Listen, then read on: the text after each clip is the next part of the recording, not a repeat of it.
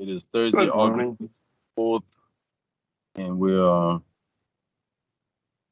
welcoming all to our Affordable Housing Committee meeting. Uh, Meeting is now called to order. Can we get a roll call, please? Yes, sir, and good morning.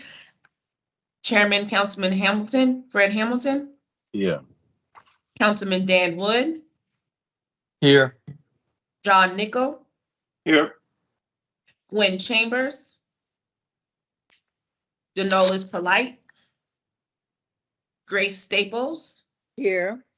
and Meg James. I am letting Denolis Polite in now.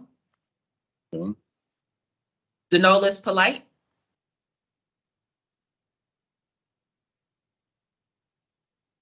She has her hand raised. Yeah, she's probably at work. Yeah, Okay. at work. Yes, sir. Okay. Okay. We've all have the agenda that was sent out. Can we get a motion to adopt the agenda? So moved.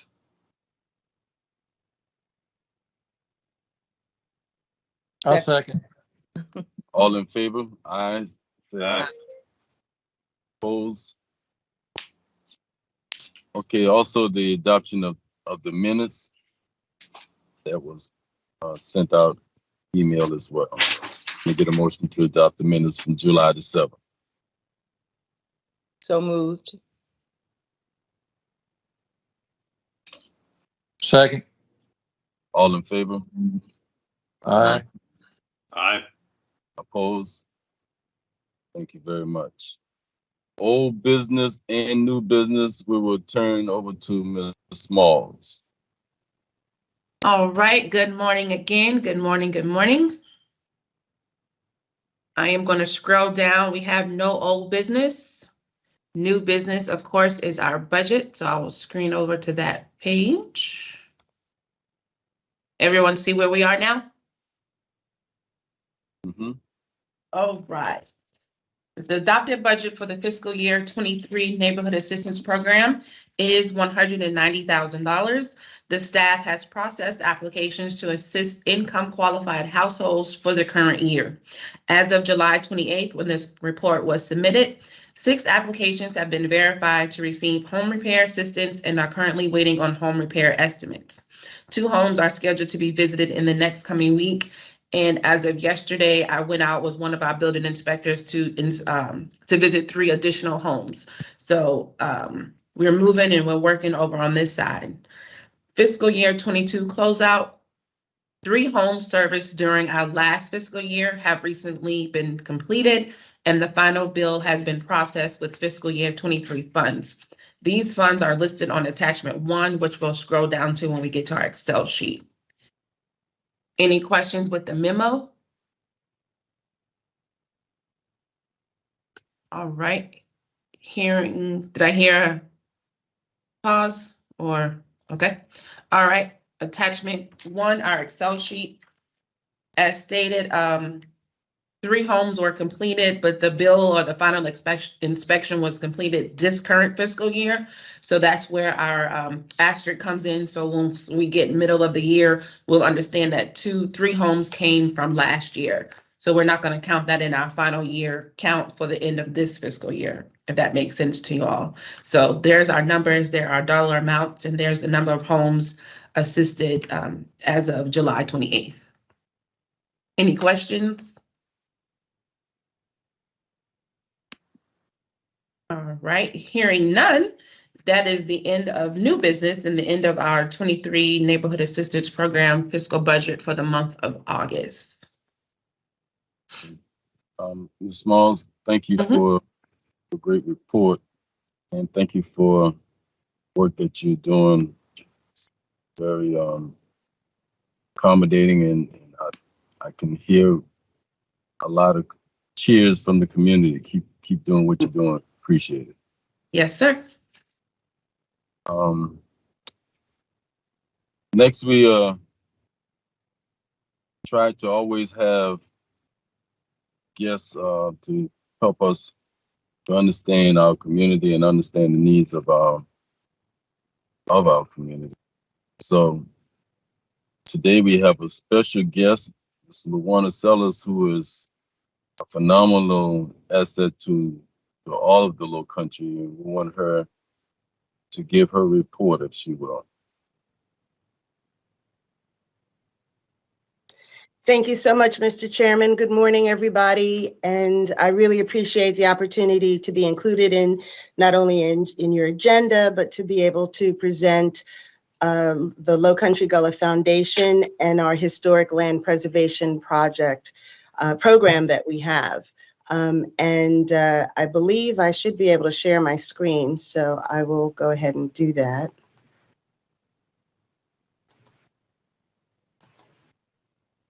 Are you able to see my screen? Victoria, is she allowed to share? Did you give her access? Yes, I thought I did. Hold 1 second. Hold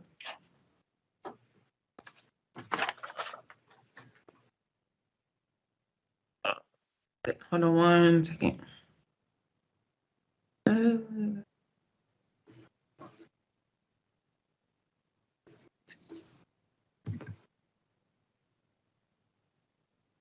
I'm sorry, Miss Luana. I thought we did this already. That's okay.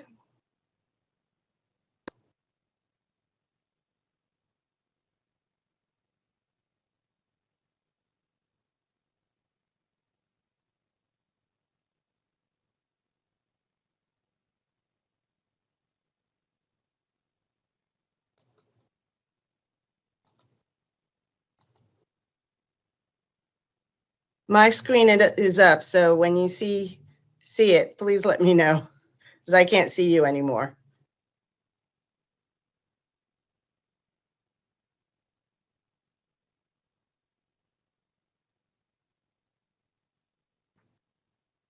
Trying to make you a co-host. That's what I'm trying to do so you can share your screen, but it's not allowing me on this end. Hold on.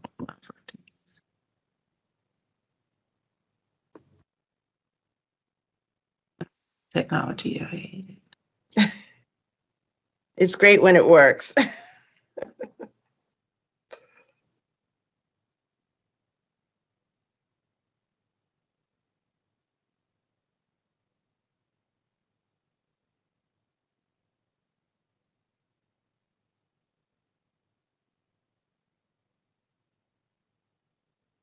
Can you email it to me and we do it that way? I don't want to hold up any more time trying to just find another way to get it. Yes, I can. Okay.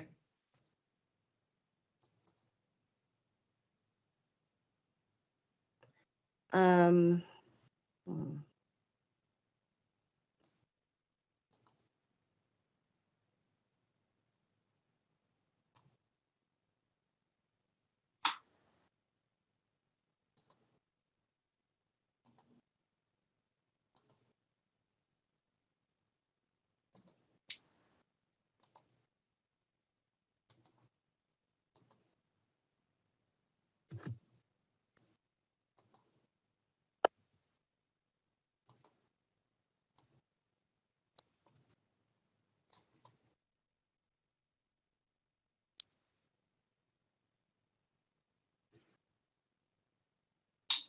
It's on its way to you now. Okay.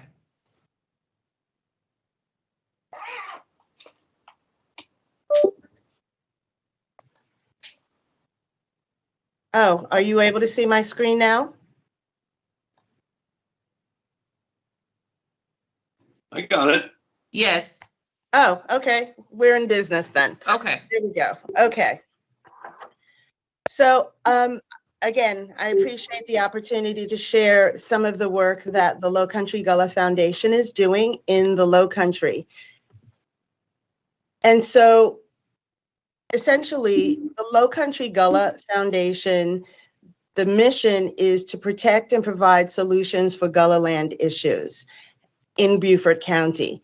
And initially, we started by not only trying to protect the Gullah culture's greatest asset, which is historic generational land for Beaufort County Gullah landowners, by providing financial support and literacy economic development, and heirs property solutions to families who are at risk of losing property by division or at the annual tax sale.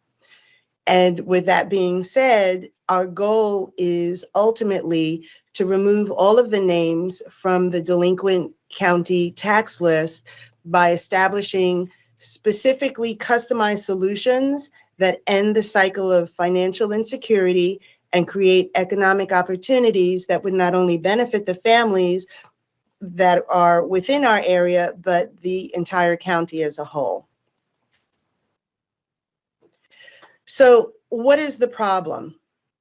Currently, we have landowners who struggle financially with rising annual taxes because of either higher tax rates, because their properties have not been placed into homestead status, because of increasing development, because they have vacant land that is not creating an economic financial stream for the land, or in a basic sense, in some cases, it's a lack of information on some of the options that are available to them. So the solutions that the Low Country Gullah Foundation works towards is providing some economic development or land use options to homeowners. We also are working to establish Gullah land and tax exemptions, either on the municipality level or on the county level, as well as assist with financial literacy, and ultimately to create generational wealth for those families. So how do we resolve heirs property issues?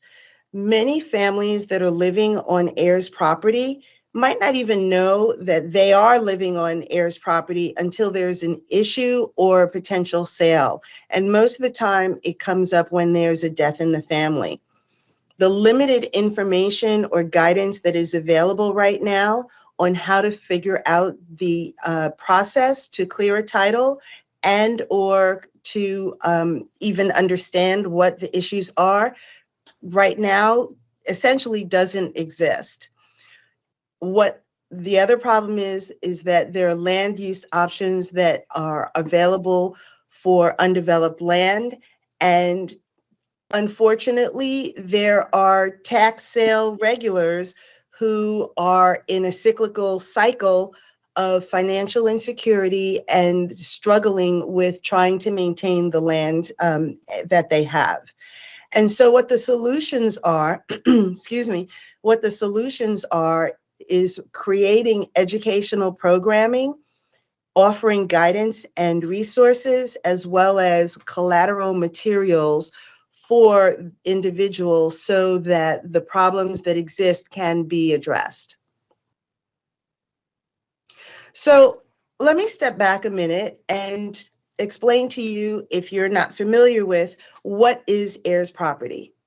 Basically, heirs property is land that's been passed down through generations from one family member to another family member without the property having a deed or a clear title. The original purchaser, who might possibly have been an enslaved person that did not know or was unable to create a will, or was unable to transfer the original deed to their descendants. Or based on African tradition, land is not man's. It's either God's land or it's the earth. So traditionally, the act of creating a will or a paper trail for land is not of Gullah tradition. So that plays a significant part in it as well. And so with that original purchaser, dating back to, say, the 1800s at some point, they today might have hundreds, if not thousands, of heirs who are entitled to ownership rights on that particular property.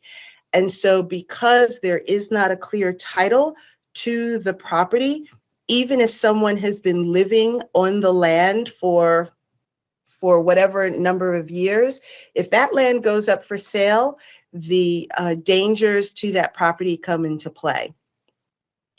And so just to give you a further example, if you look at the image on the right of your screen, if that is the original purchaser at the top, their children, and then their children's children, and then their children's children. And so at this point, we can be 7 or 8 generations from that original purchaser at this point in time. And so utilizing that same description, if the grandfather was the original purchaser and he had a title, but the title remains in that individual's name, the heirs who are living on the property do not have the rights to the land, essentially, because it is in the name of that original purchaser.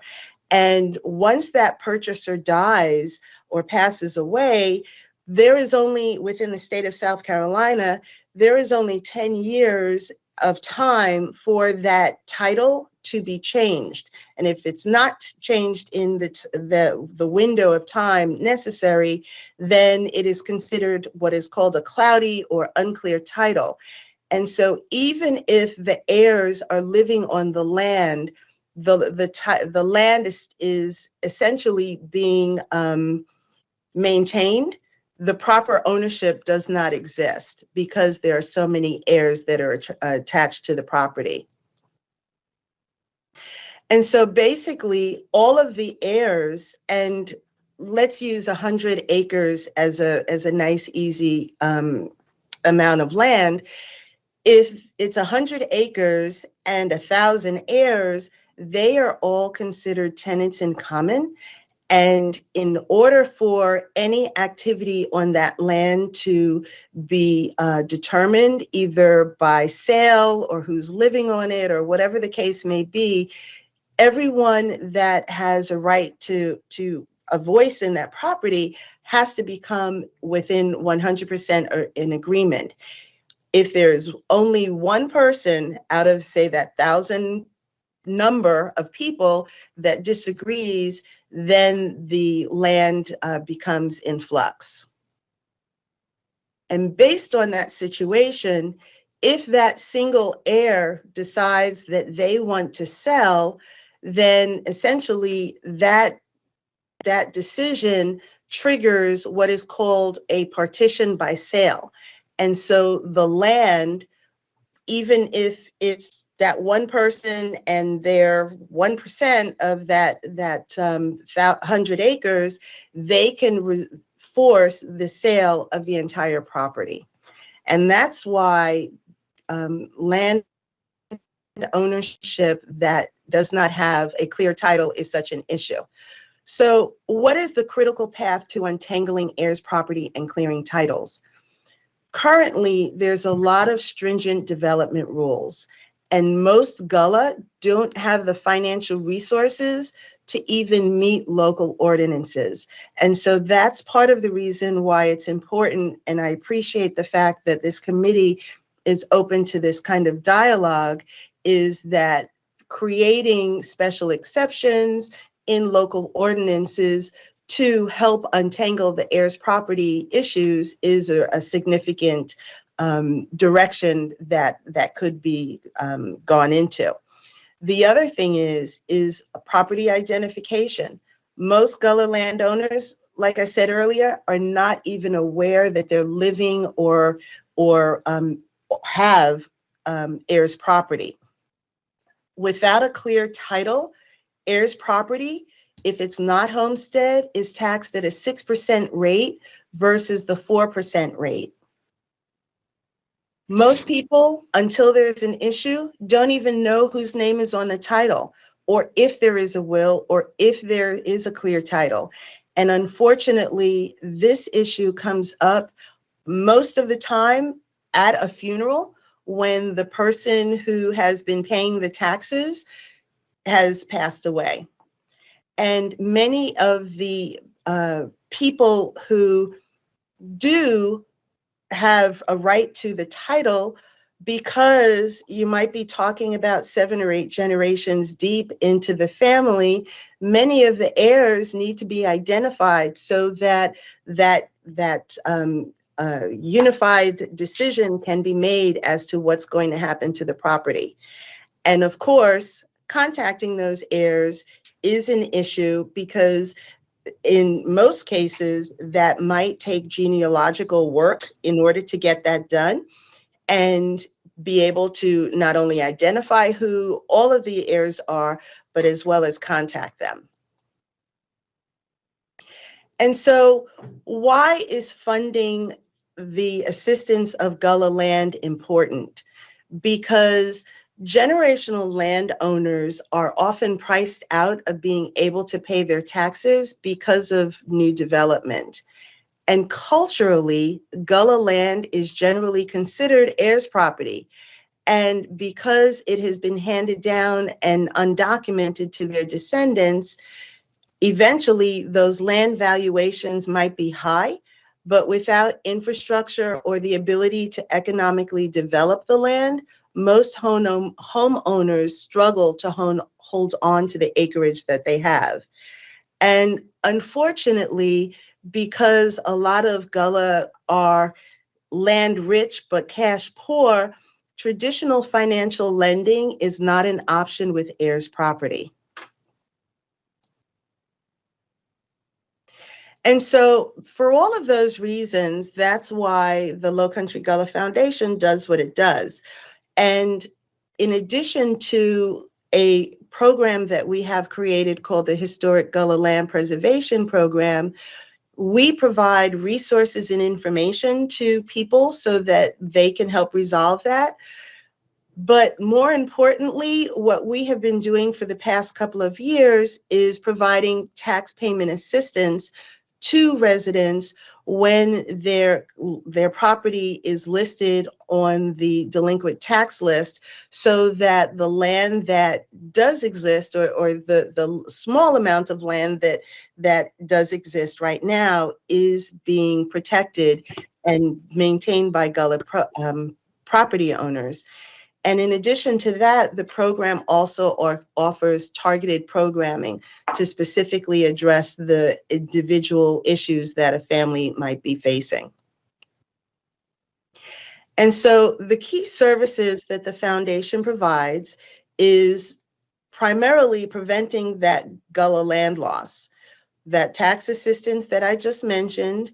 We also try to assist heirs in resolving the property that they have, offering opportunities for land use, resources and information, financial literacy, because sometimes the property may go up for sale just because there are some financial literacy information that could be provided that would help break the cycle of financial struggle, as well as economic development, and then succession planning, because obviously if there isn't a will that exists currently, creating a plan of succession is important for future generations.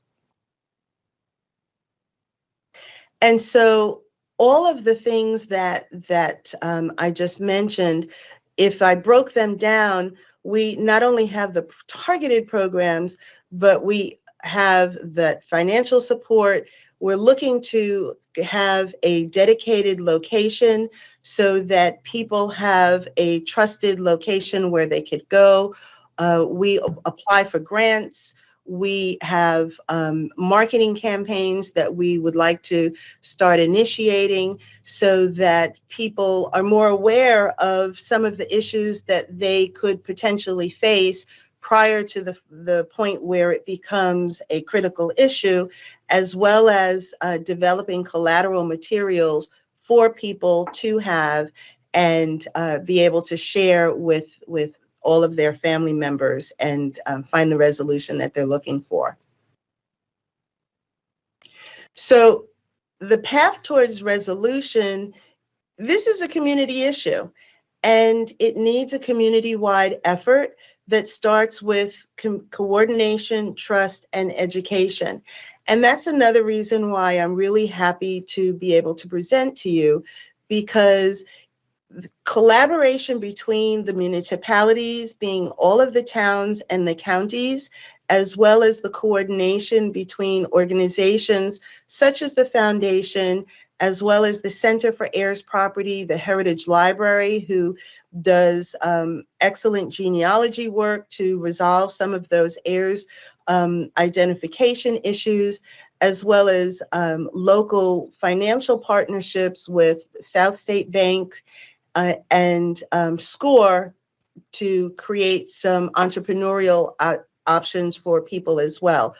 All of those things are important to try and find a resolution for this situation.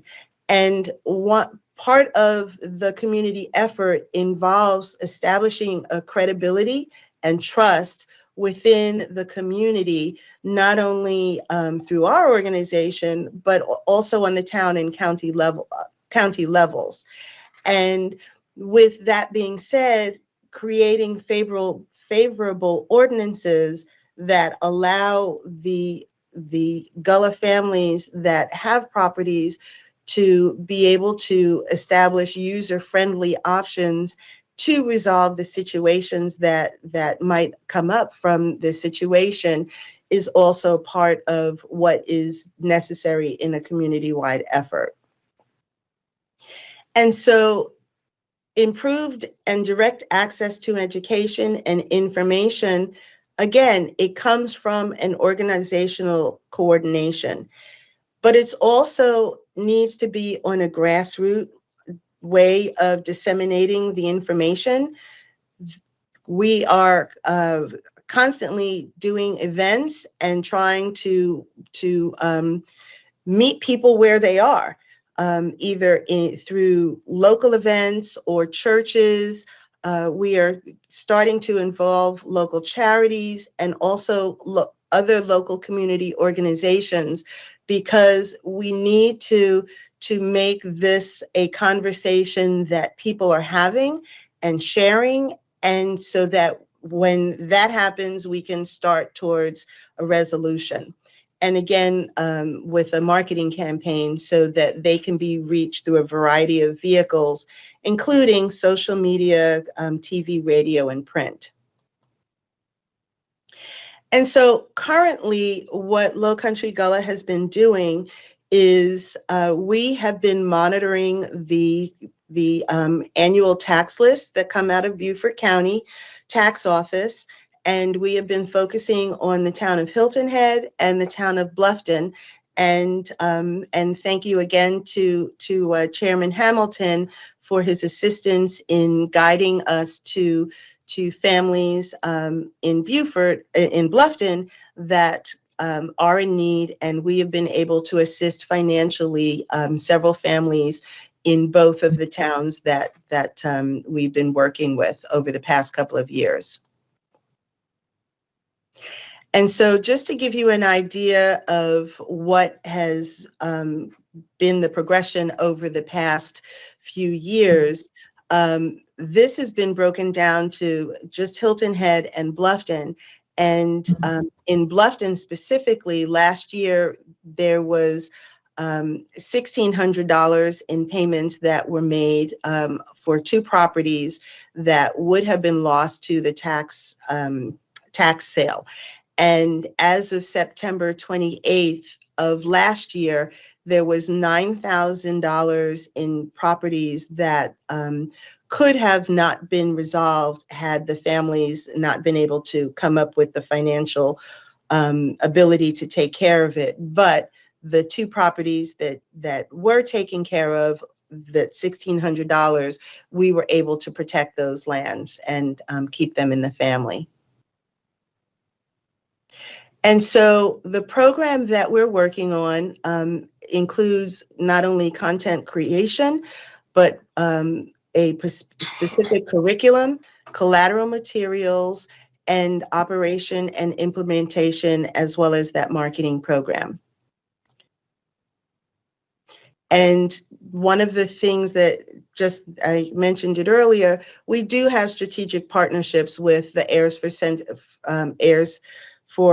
Center for Heirs Property, the Heritage Library, and local attorneys, as well as South State Bank. And see, the issue that has been found is that someone who is struggling with a specific issue, they may go directly to the Center for Heirs Property, but if they have not identified who their heirs are, the center can't help them. Or if they go directly to an attorney can't help them until the heirs are identified. And so that's why Low Country Gullah Foundation has really become a clearinghouse for that kind of information, so that once we have identified what their particular issues are, we can then let the Center for Heirs Property take on what their role is, and you know what they do and what they do well. And the Heritage Library, they do genealogy well. And South State Bank, they do financial literacy well, and whatever attorney intervention needs to be as well. And these are just to give you an idea of some of the programs and workshops that we have. Tracing your land ownership from the beginning, how to get a clear title, how to stay off the annual tax list, how to make your property pay for itself, why are my property taxes suddenly increasing, economic land use options, subdividing properties, as well as adding infrastructure to your property. 4 3 3 0 4 And so 1 these are some of 3 the next steps that we have. We are looking to expand our current operations to the entire county, as well as adding a physical location, adding staff, and developing an ongoing program schedule, as well as producing additional collateral materials for individuals, as well as working with a marketing plan to disseminate that information. And this is just our budget for the year that we are looking for to be able to do all of the things that I just mentioned. So with that being said, are there any questions that I can answer for anybody?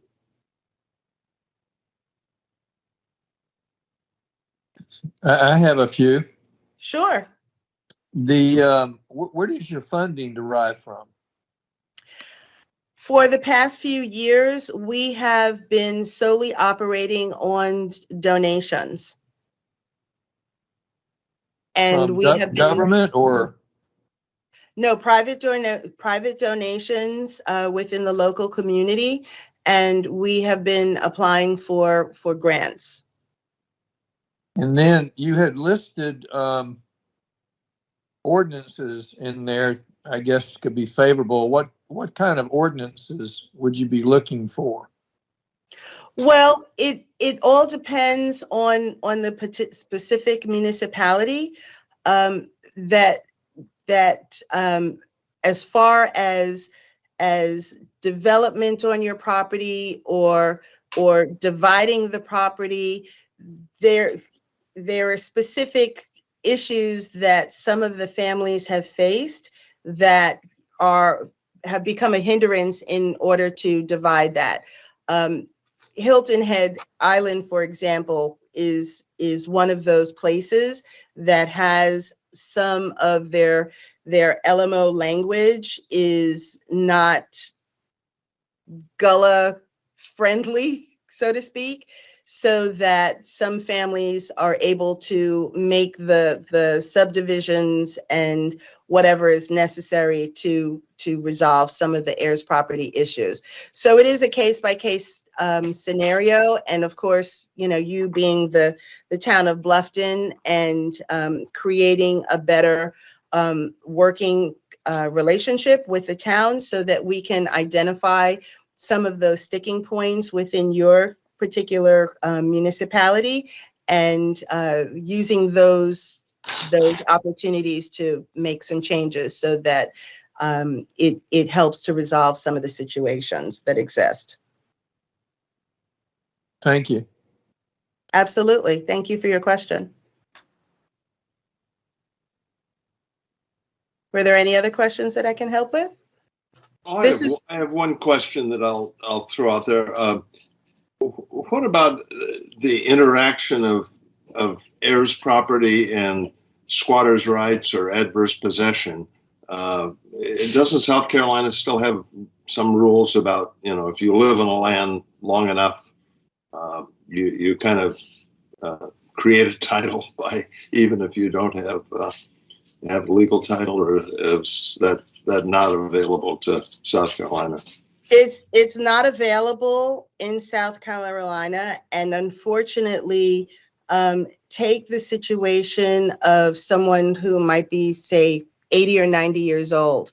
They may have been paying the taxes for however long that they have been there, but if the property is heirs property, that financial, let's call it investment in the land, does not enable them to have full, and if that person is living on the land, that does not give them full voice in what happens to the land. Mm-hmm. That is one of the things that I am working with the Center for Heirs Property on the state level to resolve. There is now a committee that we're waiting for it to be approved on the state level, that is focusing on heirs property, and those are some of the issues that need to be resolved from the state level. Okay. I have a question, and I think it's probably for the chairman. And maybe it's for Ms. Charlotte. Is there anything in the comprehensive plan that Bluffton is working on now that even addresses Gullah property? This is Charlotte speaking. I am not aware, and I'll need to check that, but if it's not, I do believe that we need to include something related to this presentation. Okay, that I attended the planning meeting, or the comprehensive plan, just a workshop last night, and I didn't have the right question. And now listening to Mrs. Sellers' presentation, that would be the question I would have asked last night, is, what are we doing? Is there any way to represent that in the comprehensive plan that the town is working on? Yes, ma'am, I do believe that we need to include something related to this. Okay. Well, thank you for your presentation. It was so informative, because I've only lived back here about 3 years, and I lived here 2 years before. And I was just wondering, how does anybody get clear title, and how do they know that they are heirs? And just a lot of questions, that you answered today. Thank you, and I appreciate it. And like I said, I am really grateful for being included in the meeting. And unfortunately, that is the largest issue, that people just don't know that what the status of their land is, and take, starting from 101, forward, and informing people so that we can get some resolution is what's necessary. Yeah. Is there anything similar that is going on in Jasper County? I sell a lot of real estate to people who want to be in Bluffton, but I end up selling it to them in Ridgeland and Hardyville, and now Yemassee. We're just moving up the 95. Is there a similar organization working with that county? Not that I'm aware of. Low Country Gullah started with Hilton Head. I'm based on Hilton Head. Because of dialogues that I have had with Chairman Hamilton, Bluffton, was included. Defusky is going to be included this year. It's something that we have started monitoring as well. And so Low Country Gullah has been, kind of inching through the county. And obviously, if someone from St. Helena called, we would help them just like we would help someone in Bluffton or Hilton Head. And my goal is that it probably will lead into Jasper and maybe Hampton County, the surrounding counties within the area, because it's not just a Hilton Head and Bluffton problem. Ultimately, that's what we're looking for. And that's part of the reason why we need the funding, because with funding, then we can expand and be able to make other resources available to other locations. Thank you. You're welcome. I do have a question. This is Victoria. How do the families qualify for these funds? Is there an application? Do they come to you directly? If someone comes to me or if someone comes to staff, how do we connect them with you? And what are the qualifications that we tell them, well, you need to have boom, boom, boom in hand in order to get started? We have a website. It is the historic Gullah Land Preservation.org. The Low Country Gullah .com is also a website where the program is accessible. At this point, it has been word of mouth that people have been reaching out to us, as well as I do have a relationship with the county. And so the county sends me the delinquent tax lists starting in April of every year. And so we're monitoring it as it goes down closer to the October 1st sale. But as we get into the tail end of August and throughout September, if there are family names that are on there, because sometimes people don't even know they're on the list until the tax sale has happened. So we actively reach out to those families and share that information with them and ask if they're struggling and what the situation is, what their plan is, just to make sure that they're not falling through the cracks. So we're very proactive in trying to make sure that all of the families that are on the list are potentially not being left on the list and going on to the sale. Okay, thank you. Yes, absolutely. And just to add something else to your answer, on the county level, when they, at the tax office, when they encounter someone who is either struggling, they make referrals to us. And as well as the town of Hilton Head, they also make referrals to us. And the town of Bluffton, you are welcome to make referrals if someone contacts you directly and is in need of assistance. We'll be happy to take it from there. Okay, thank you. I have locked your number and email into my cell phone, so just in case that comes up, I have it on hand. Thank you.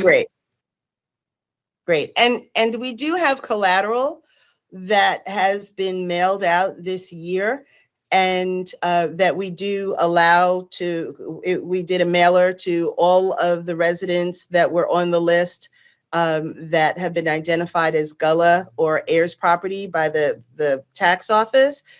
That mailer went to about 1,000 homeowners on Hilton Head and Bluffton and Defusky. And so I do have collateral materials that I can give to you that in case someone comes in, you have something that you can hand off. So I'll be happy to share that with you. Yes, please, if you wouldn't mind sending that my way. Sure, absolutely. Good morning. This is Meg. I just wanted to thank you for your presentation, and I love that we have this resource now, and I would totally like to snag some collateral to keep at the HBA for folks that come in. Absolutely. If Victoria can share your information so that I'll know where and how to get it to you, I'll be happy to do that. Awesome. Thank you. Mm-hmm.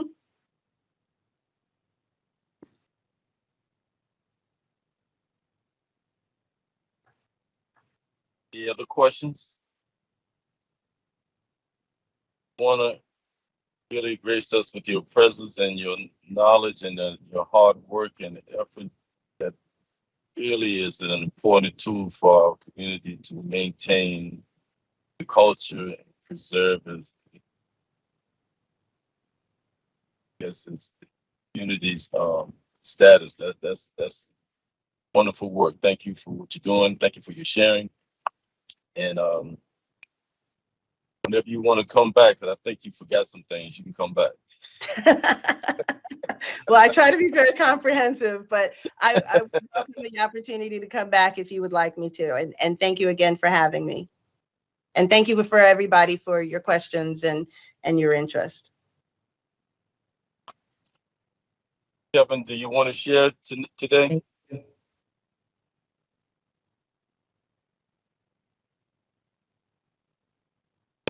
Yes, sir, Councilman Hamilton. I believe you wanted a brief update on the most recent SoLoco meeting that was held. That was on July 26th, and there was the discussion regarding the intergovernmental agreement for the Regional Housing Trust Fund that's been moving forward. So, it does take a little time for these things to go through, but I think we're seeing a lot of progress in it.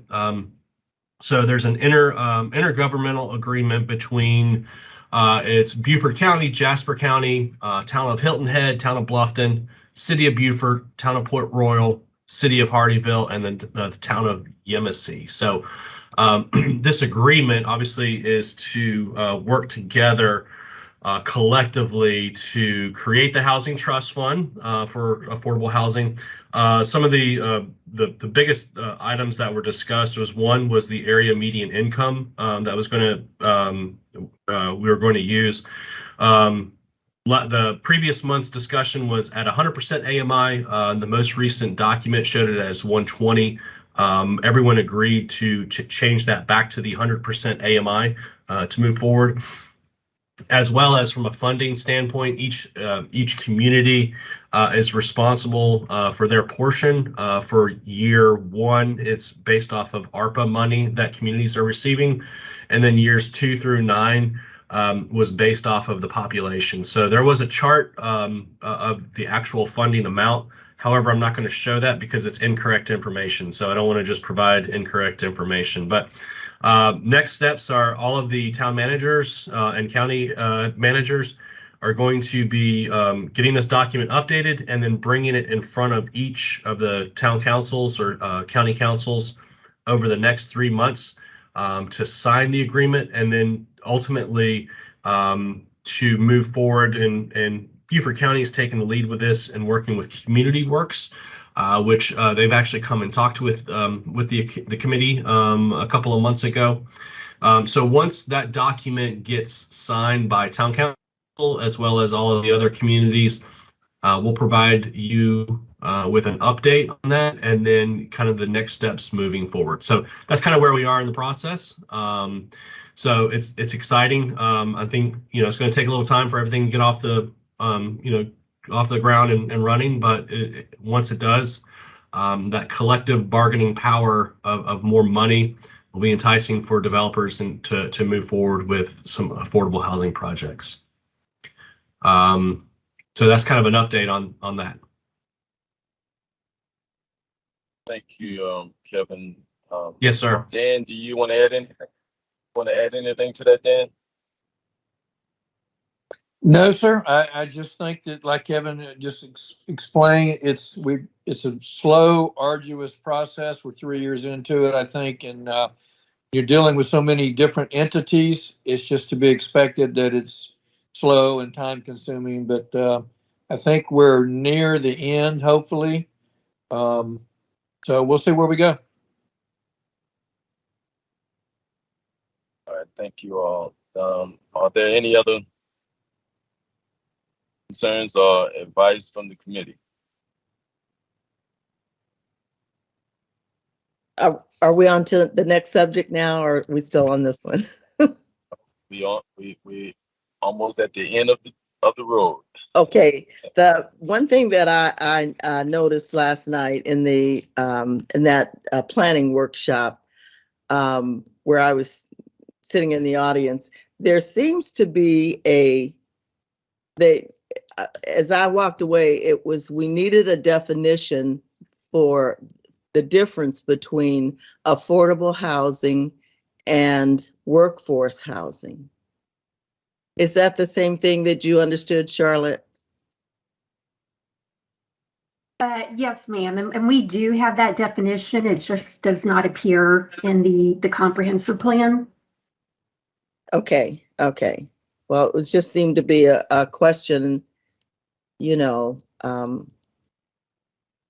as I just said, it was just, I didn't think we had a definition, or the commission didn't have one. And it does need to be made clearer, and we can do that. Thank you. That's all I had. That's a good point to bring out. And we have lunch. I'll tell you my definition. Not today. Okay, thank you. Okay. Is there anything else? I want to thank you all. A wonderful meeting. And, again, I would like to thank our special guest, Ms. Sellers, for a wonderful presentation. And let's keep the momentum going. We are doing some great things. There's still a lot of work ahead of us. We hopefully next month we'll come back and talk to you about the agreement we have with the affordable housing projects that's in the queue. At this point, we want to say again, thank you and have a blessed day. Meeting is now adjourned.